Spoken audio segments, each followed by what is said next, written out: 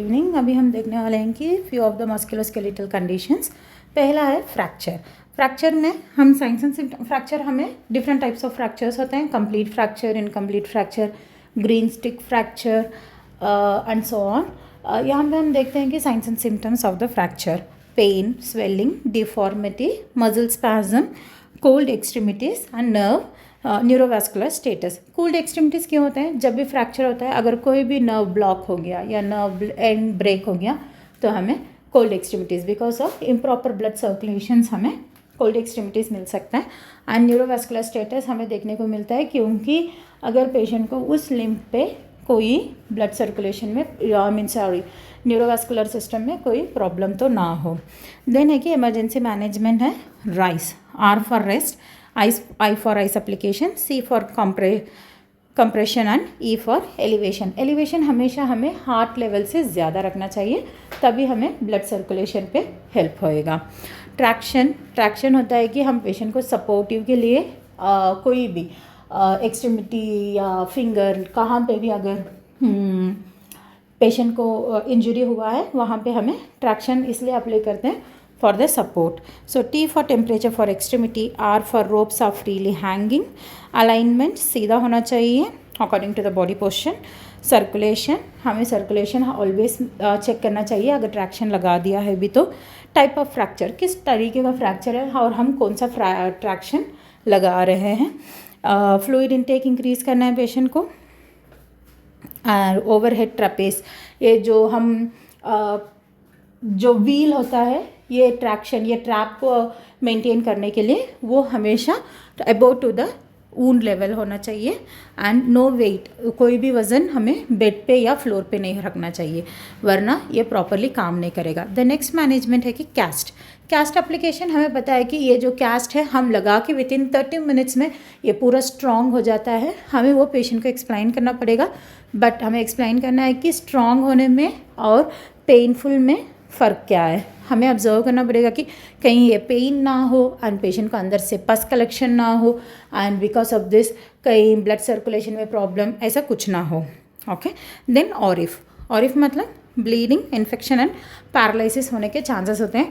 Open, reduction, incision, fixation, ये open करके कोई भी बोन को फिक्स करते हैं तो ही ये ऑरिफ होता है। Then complication of fractures: pulmonary embolism, restlessness, chest pain and dyspnoea. हमेशा हमें एक चीज़ याद रखना चाहिए कि पल्मनरी एम्बोलिज्म जो भी लंग कंडीशन होता है, ये होता है कि लॉन्ग टर्म बेडरिडन पेशेंट्स के लिए एंड ओल्ड एज पेशेंट्स के लिए। क्यों ओल्ड एज पेशेंट्स के लिए होता है? Because they don't have capability, उनके पास इतनी कैपेबिलिटी नहीं रहती है कि उनके सारे एक्सेसरी मसल्स को यूज़ करके उन्हें ब्रीथ करने के लिए। That's why as soon as कोई भी फ्रैक्चर या कोई भी बेडरिडन प्रोसीजर हो, हमें पेशेंट को range of motion exercise, it can be active और inactive range of motion exercise, हमें पेशेंट को स्टार्ट करना चाहिए to prevent any kind of pulmonary embolism और pleural effusion in the patient.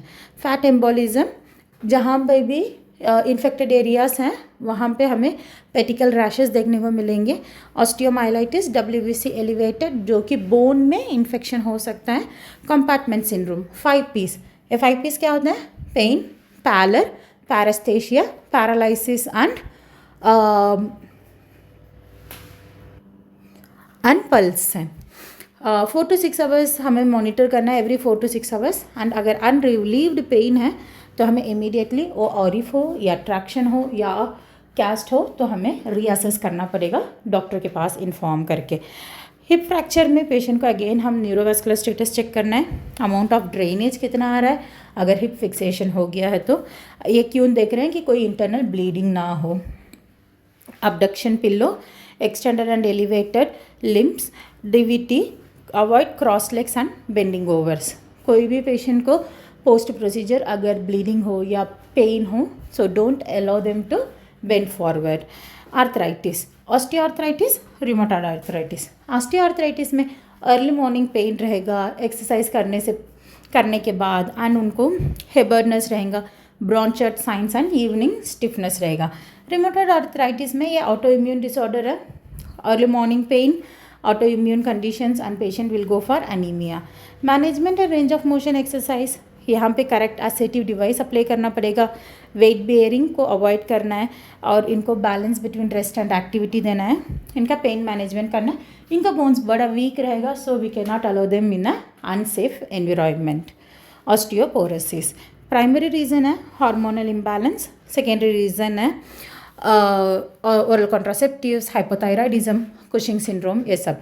Cushing syndrome and hypothyroidism obviously it is an hormonal disorders, ACTH and TSH hormone is involved. Signs and symptoms है कि back pain while bending, height and spinal deformities. Treatment है हम calcium increase करना है, calcitonin, oestrogen and progesterone hormones हमें patient को administer करना पड़ेगा। Management, prevent injury, correct assistive devices, move gently, avoid bending and contact sports. Gout क्या होता है? यूरिक एसिड लेवल जो भी पेशेंट के पास इंक्रीज़ हो जाता है ये गाउट होता है।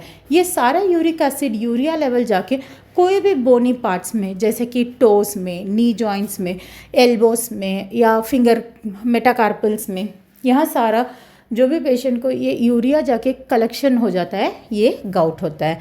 इस पेशेंट्स को हम पेनफुल और रेडनेस हमें देखने को मिलेगा जिस एरिया पे ये यूरिक एसिड अक्यूमुलेशन है।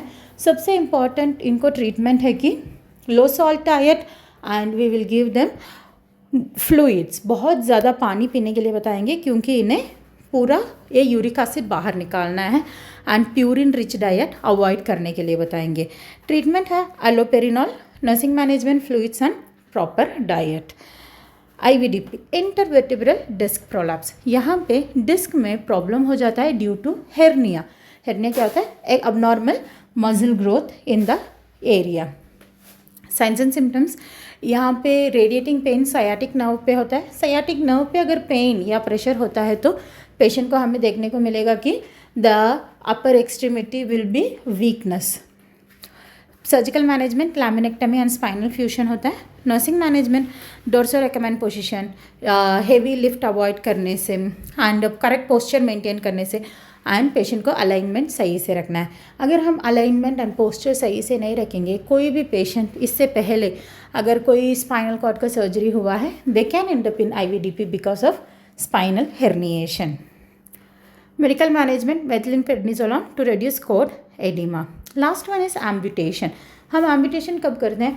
जो भी अगर पेशेंट को ऊंड है उस एक्सट्रीमिटी में, वो उस ऊंड की वजह से पेशेंट को लाइफ थ्रेटनिंग कंडीशन हो सकती है तो it will be a end of cause for the amputation. Bleeding, phantom sensation, contractions and infection can be happening to the patient. Post operatively हम पेशेंट को एवेल्युएट एंड एक्सप्लेन करना है। Pre operatively हमें patient को जो procedure के बाद क्या रहेगा, ये पर्टिकुलर लिम्प यहाँ से नहीं रहेगा एंड हम उनको एक्सप्लेन करना पड़ेगा कि वो प्रोसीजर के बाद क्या उनका प्रोसेस रहेगा ट्रीटमेंट पे and what is our positive expectations. हम उन्हें पॉजिटिव फीडबैक तो नहीं दे सकते बट पॉजिटिव एक्सपेक्टेशन क्या है हम ये बताएंगे।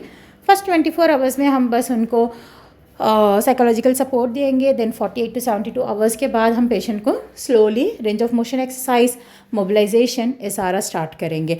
ऑलवेज इंक्रीज द मसाज, क्योंकि हम इस पेशेंट को निमोटिक कफ तो नहीं लगा सकते हैं, स्टॉकिंग्स तो नहीं डाल सकते हैं, so always increase the massage and then check for the wound and patient को ब्लड सर्कुलेशन इंप्रूव करने के लिए सारे टेक्निक्स हमें बताना चाहिए। Then we will advise the patient for the discharge या जो भी प्रोसेस होना है वो होएगा। Thank you so much. If any doubts please contact us.